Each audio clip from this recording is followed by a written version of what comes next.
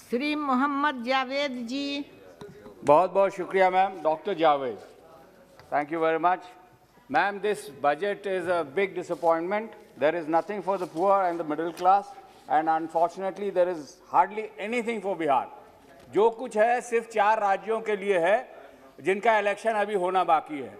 लेकिन मैं उन 4 राज्यों के लोगों का याद दिलाना चाहता हूं, सावधान करना चाहता हूं कि जहां जहां इलेक्शन होता है आदरणीय प्रधानमंत्री और सरकार वहां जाके घोषणाएं करती रहती है। आप भी बिहार से हैं, हम भी बिहार से। मैम, कई मर्तबा स्पेशल पैकेज का हमारे यहाँ जिक्र किया गया, लेकिन मिला क्या? कुछ नहीं।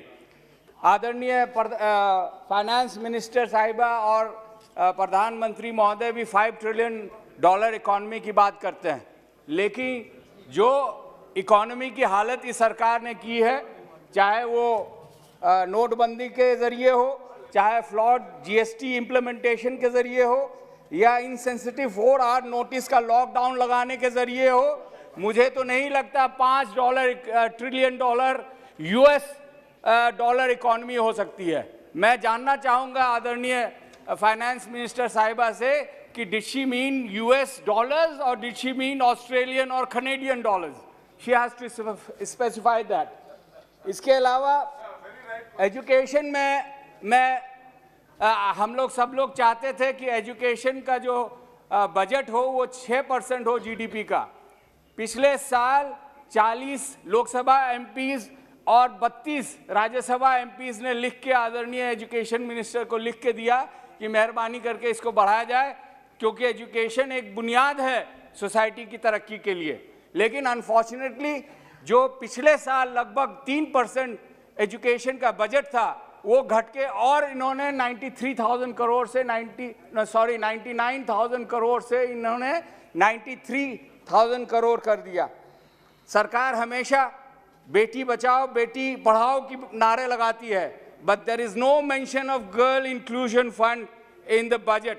57% लड़कियां 10th के बाद स्कूल नहीं जाती। मैडम, बहुत चिंता का विषय है। इसलिए ये सरकार एजुकेशन को सीरियसली ले और 6% जो GDP में उनका बजटरी एलोकेशन होना चाहिए वो जल्द से जल्द कायम करे। मैडम, एजुकेशन के बारे में मैं ये कहना चाहता हूँ कि उन्होंने 100 सैनिक स्कूल का घोषणा किया है। मैं चाहता हूँ किशनगंज बहुत ही एजुकेशनली बैकवर्ड ज़िला है इंफ्रास्ट्रक्चर में, वहाँ एक ज़रूर खोला जाए। और याद दिलाना चाहता हूँ कि 2013 में UPA की जब सरकार थी तो AMU का सेंटर खोला गया था। वहाँ की एजुकेशनल बदहाली को देखते हुए 136.82 करोड़ एलोकेट करने के बाद हमारी अध्यक्षा सोनिया गांधी जी वहाँ शिलान्यास की और 10 करोड़ अलॉट किया गया।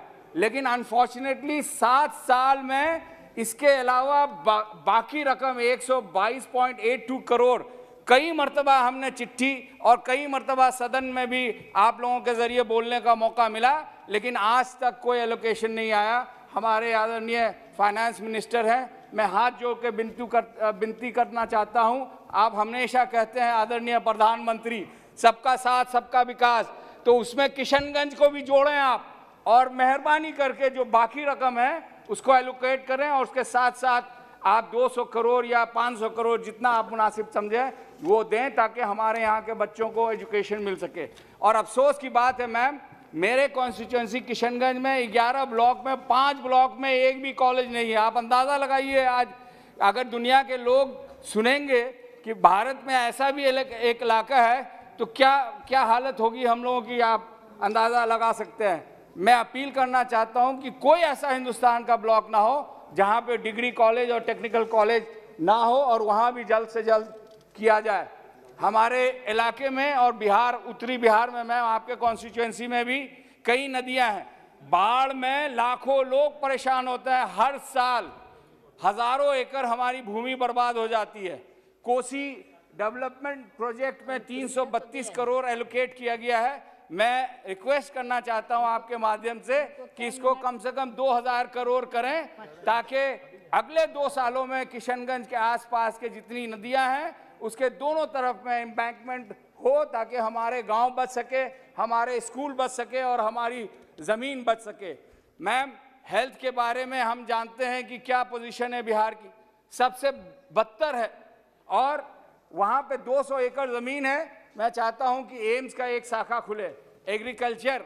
मुझे अफसोस है, जिस आदरणीय प्रधानमंत्री को सब इज्जत करते हैं हिंदुस्तान में, और हम भी इज्जत करते हैं क्योंकि वो हमारे प्रधानमंत्री हैं, लेकिन जब किसानों के बारे में उनके लफ्ज़ से ऐसे अल्फाज निकले तो बड़ा अफसोस होता है।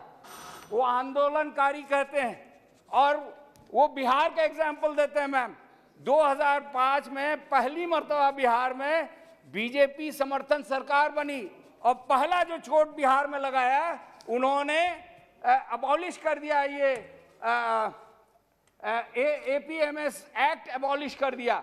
और जिसका नतीजा ये हुआ मैम कि आज हमारे यहाँ कोई ऐसा गांव नहीं है जहाँ से 50 से लेके 100 से ज़्यादा लोग बाहर ना खट रहे हो। सबसे ज़्यादा अनएम्प्लॉयमेंट अगर कहीं है तो वो बिहार में है।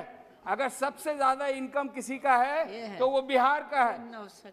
अगर किसानों का मंथली इनकम 6,500 है तो हमारे बिहार के किसानों का सिर्फ 3,500 है।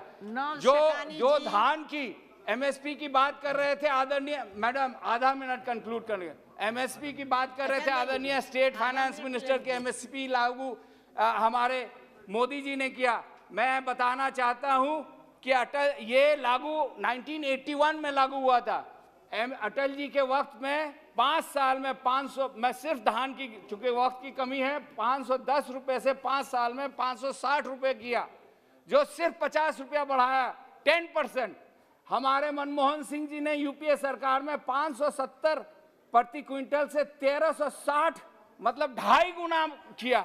और अभी 7 सालों में आदरणीय मोदी जी के राज में 1410 रुपए, सिर्फ आधा% भी, आधा भी नहीं बढ़ा पाए, वो आज 1880 रुपया है।